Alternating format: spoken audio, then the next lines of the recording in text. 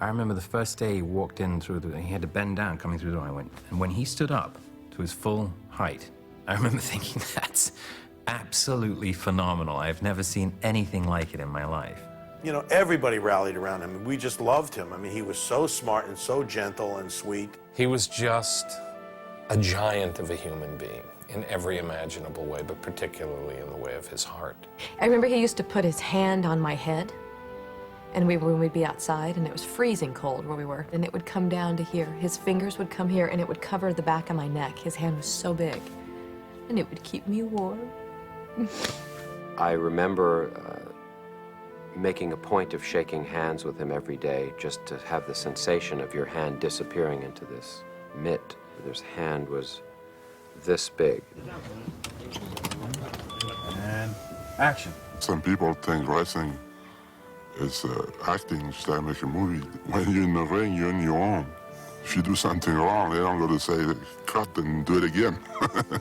His acting instincts, because he had never done it before, and because he was a natural actor from being in, you know, in the wrestling ring, they were always pure. He never made false moves. He would do things that were totally natural. I mean, you never had to tell him, I mean, physically stuff, you know, to pick up a guy's head or to move him around. He always did the right things. That's enough! That's enough! My children, when they found out I was doing the movie with a giant, and they said, a giant?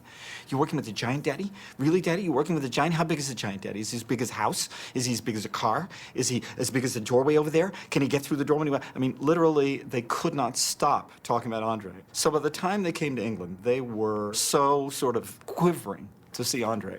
So I brought them to the set one day, and of course they're just like gaga, ready to go nuts. And Andre was in a very long, very large trailer. And we walk up the steps, and we turn the corner, and Andre gets up. And as soon as he gets up, my 3-year-old looked at him and went, There will be no survivor! Beat it, or I'll call the Brute Squad. I'm on the Brute Squad. I am the Brute Squad. And Rob is, you know, in the editing room. Rob knows the lines. I am the Brute Squad. I'm on the Brute Squad. You are the Brute Squad.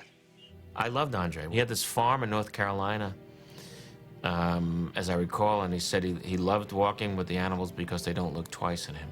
And he said, big people, little people, we get gypped.